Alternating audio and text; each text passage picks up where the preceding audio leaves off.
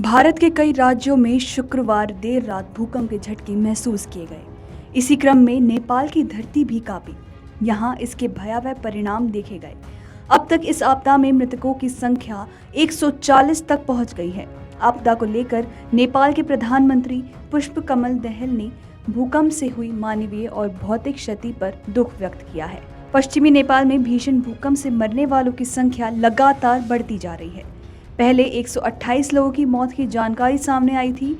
अब ये संख्या बढ़कर 132 हो गई है, तो वहीं सैकड़ों लोग घायल बताए जा रहे हैं। भूकंप से कई घर ध्वस्त हो गए हैं।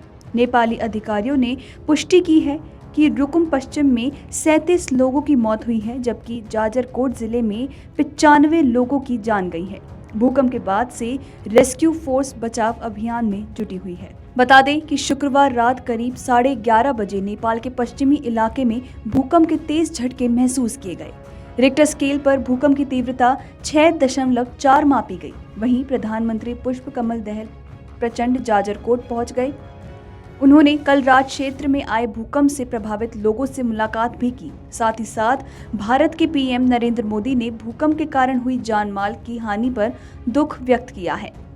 नेपाल के राष्ट्रीय भूकंप मापन केंद्र के अधिकारियों के अनुसार रात 11:47 पर भूकंप आया, जिसका केंद्र जाजरकोट की जमीन के नीचे 10 किलोमीटर की गहराई में था। भूकंप का असर भारत और चीन में भी महसूस किया गया। भारत में भी करीब 40 सेकंड तक झटके महसूस किए गए। वहीं नेपाल की राजधानी काठमांडू और आसपास के इलाकों में भूकंप का तेज झटका महसूस किया गया। जाजरकोट काठमांडू से लगभग 500 किलोमीटर पश्चिम में है।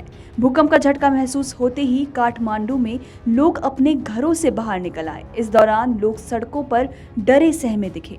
नेपाल के प्रधानमंत्री पुष्पकमल दहल प्रचंड ने भूकंप के कारण जानमाल के नुकसान पर दुख व्यक्त किया है। नेपाल के पीएमओ ने ट्वीट किया है, प्रधानमंत्री पुष्पकमल दहल ने शुक्रवार रात 11:47 पर जाजरकोट के रामीडांडा में आए भूकंप से हुई मानवीय और घरों की क्षति पर गहरा दुख व्यक्त किया है। घायलों के तत्काल बचाव और राहत के लिए सभी 3 सुरक्षा एजेंसियों को लगाया गया है। वहीं उन्होंने देश के भूकंप प्रभावित इलाकों का दौरा करने का फैसला भी किया है और वो रवाना हो चुके हैं। आपको बता दें कि नेपाल के एक अधिकारी ने बताया है कि भेरी अस्पताल, कोहलपुर मेडिकल हॉस्पिटल, नेपालगंज के सेना अस्पताल और पुलिस अस्पताल को भूकंप से प्रभावितों लोगों के लिए समर्पित कर दिया गया है। इसके अलावा हेली ऑपरेटरों को तैयार करने को कहा गया है। साथ ही साथ घायलों को प्रभावित क्षेत्रों से लाने की सुविधा के लिए नियमित उड़ान आवाजाही निलंबित कर दी गई है। नेपालगंज हवाई अड्डे और सैन्य बैरक हेलीपैड पर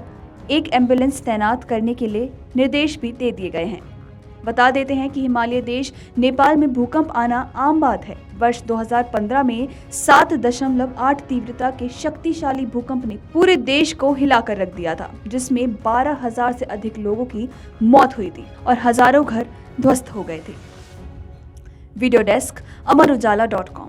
अगर आप ये वीडियो YouTube पर देख रहे हैं तो हमारे चैनल को सब्सक्राइब करें और बेल आइकन को दबाना ना भूलें। अगर आप Facebook पर ये वीडियो देख रहे हैं तो हमारे पेज को लाइक करें।